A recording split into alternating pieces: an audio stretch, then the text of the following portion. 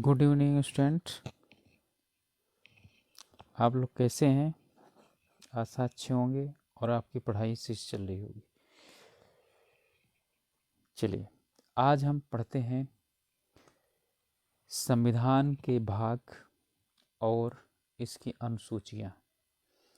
जैसा कि मैंने आपको बताया है पहले से कि भारतीय संविधान कुल 22 भागों में बटा हुआ है। तो कुल भाग हैं 22। अब यदि आप इसके अलग अलग भागों का सामान्य तौर पर इस तरह से अध्ययन कर लेते हैं तो आप लोगों को पढ़ने में बहुत ही सहूलियत हो जाती है। आपको आर्टिकल याद करने में ज़्यादा समस्याओं का सामना नहीं करना पड़ता है।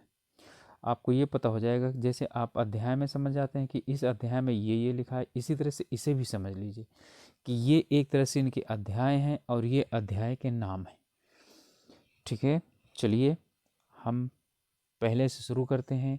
भाग पहले में अनुच्छेद 104 तक है, 1 से 4 तक लेकर के अनुच्छेदों का वर्णन भाग 1 में है, जिसमें संघ एवं उसके राज्य क्षेत्र का वर्णन किया गया है।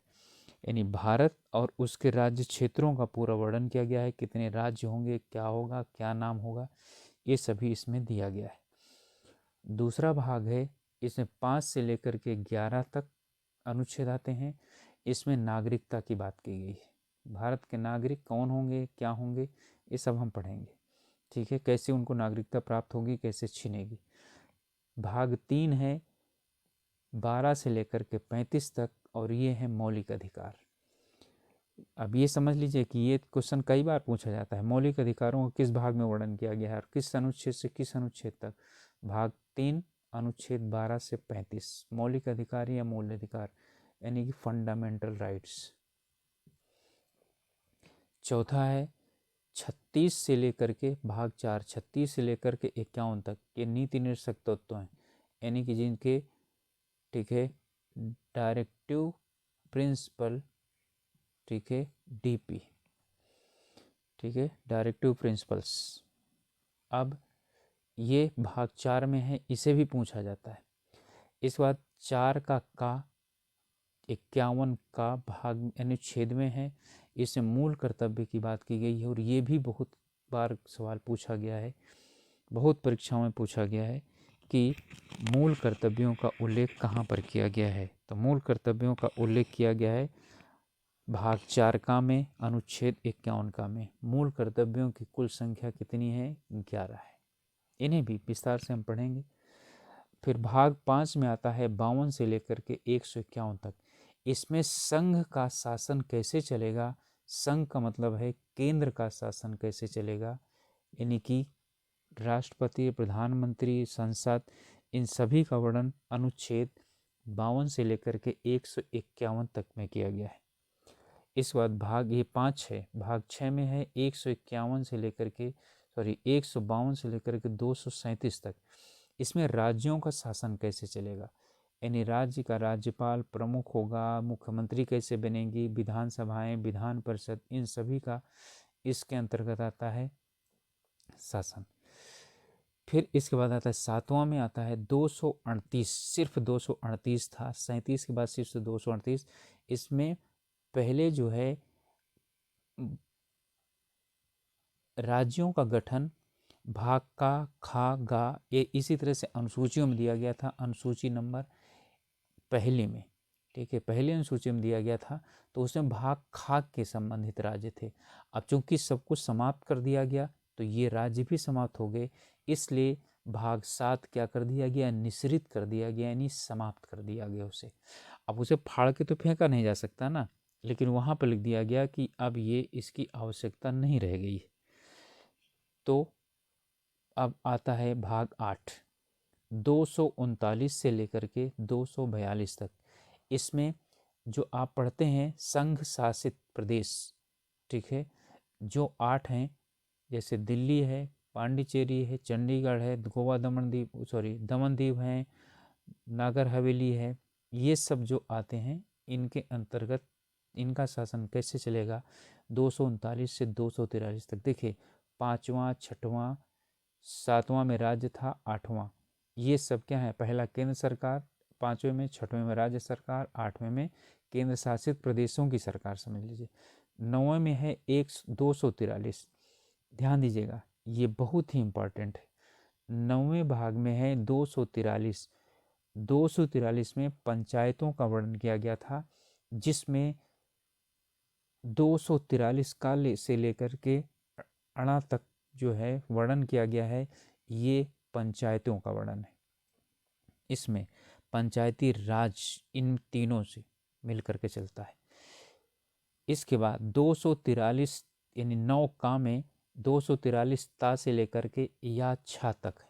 इसमें नगर पालिकाएँ हैं। नगर पालिकाएँ आपने 12वीं यानी कि जो है 73वां संविधान संशोधन और 74वां संविधान संशोधन सुना होगा। तो इसी के द्वारा इनको क्या किया गया है, जोड़ा गया है।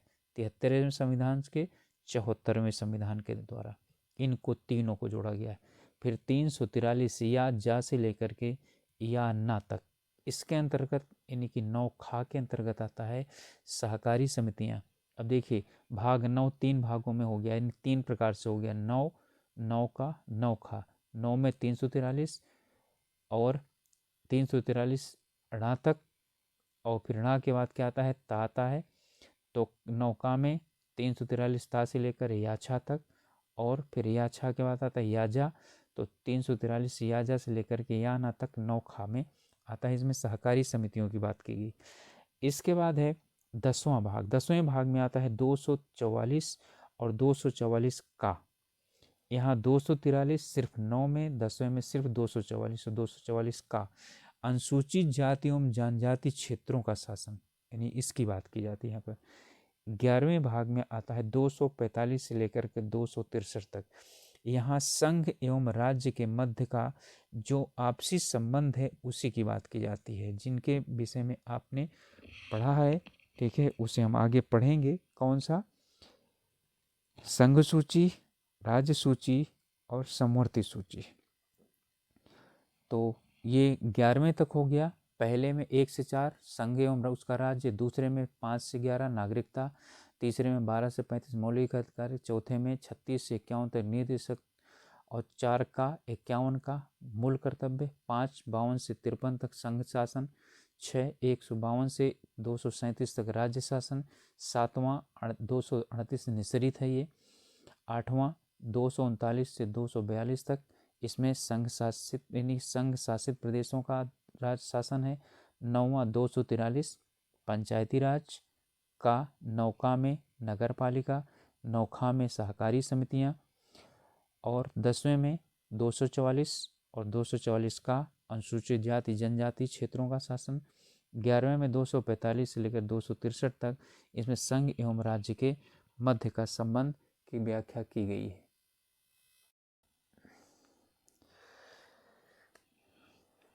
इसी तरह से भाग 12 में अभी तक जो थे वो सभी ज़्यादातर मुख्य रूप से इम्पॉर्टेंट थे, लेकिन फिर भी हम आगे भी पढ़ लेते हैं। इसमें 1-2 और ऐसे भाग हैं जो प्रमुख रूप से इम्पॉर्टेंट हैं, ठीक है।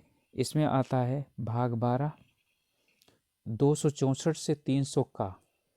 इसमें वित्त संपत्ति और निविदाएं तथा अनेक प्रकार के वादों की बात आती है, ठीक है। देखिएगा 300 का में क्या चीज़ किया कर दिया गया है, जो वित्त संबंधी अधिकार थे उसे 300 का में सिर्फ कानूनी अधिकार के अंतर्गत रख दिया गया है। ये मैं जब मौलिक अधिकार पढ़ाऊंगा तब पढ़ाऊंगा, तो ध्यान रखिएगा 300 का क्या चीज़ है, वही है।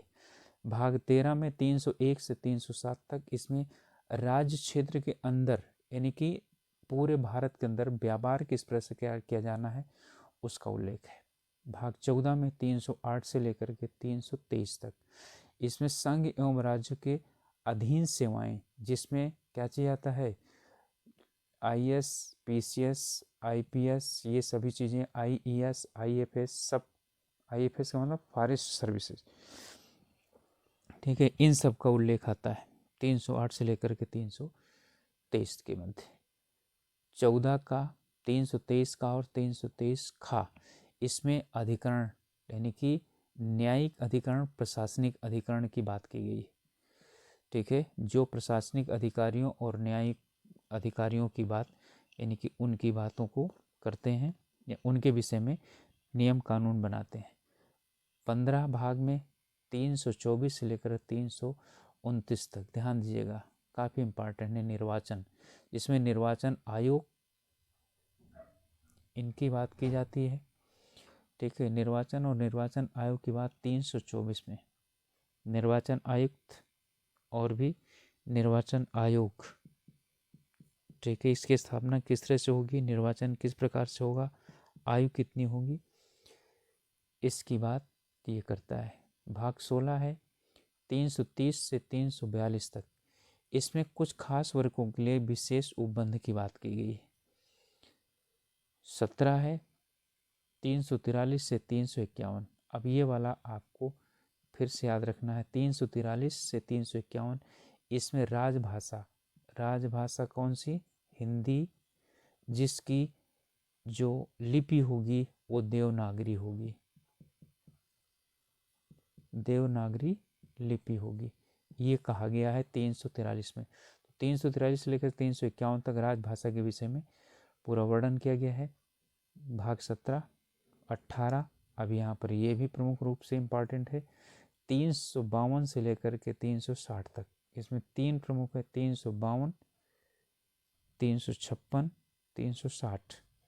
3 प्रकार के आपातकाल, ठीक है, ये 18 में आते हैं। 19वां में 361 से लेकर के 367 तक ये प्रकीर्ण है। प्रकीर्ण का मतलब इसमें कई चीज़ों की वर्णन इसमें किया गया है। 20वें में आता है 368। अब ये भी क्या है यहाँ इधर इम्पॉर्टेंट है, 368, 368। इसमें संविधान संशोधन की बात की गई, ठीक है। मैंने संविधान संशोधन में बताया था कि ये जो इसका संविधान संशोधन है कठोरता के साथ सरलता का समन्वय है। तो इसी में संविधान संशोधन 368 के आधार पर लिखा गया है किस किस प्रकार से संविधान संशोधन होगा। 21वां में आता है 369 से लेकर के 392। ये कुछ संक्रमणकालीन स्थितियां हैं, उनमें विशेष उपबंध प्रदान करता है। ये परिस्थितियां उत्पन्न होंगी तो कैसे निपटा जाएगा उनको। फिर 22 में 392 से लेकर के 395 अंतिम है ही, इसमें संक्षिप्त नाम दिए गए हैं, उनकी व्याख्या की गई है। प्रारंभ और हिंदी का पाठन, यानी हिंदी का किस प्रकार से संविधान में ट्रांसलेशन किया जाएगा उसकी बात की गई है। और संविधान में किसी भाग का निरसन कैसे किया जाएगा, यानी उसे निस्तारित कैसे किया जाएगा, उसे समाप्त कैसे किया जाएगा, इन चीज़ों का इसमें वर्णन किया गया है,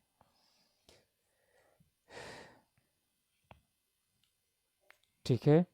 तो ये थे हमारे संविधान के प्रमुख भाग। 22 भाग पूरे हमने पढ़ लिए, उधर भी पढ़ चुके हैं पहले भी 11वीं तक में, उसमें जो मुख्य मुख्य इम्पॉर्टेंट थे वो मैंने बता दिया।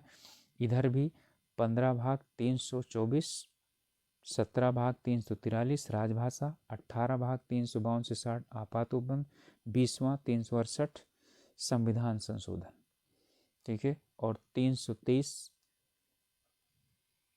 से 323 14, इसमें संघ एवं राज्यों के अधीन सेवाओं का वर्णन किया गया है।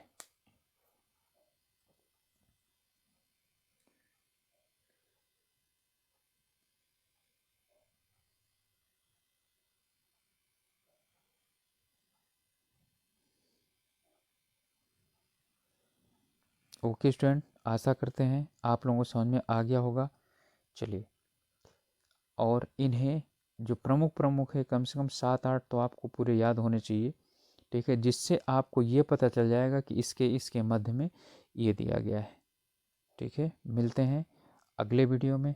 अगले वीडियो में आपको अनुसूचियों के विषय में बताऊंगा।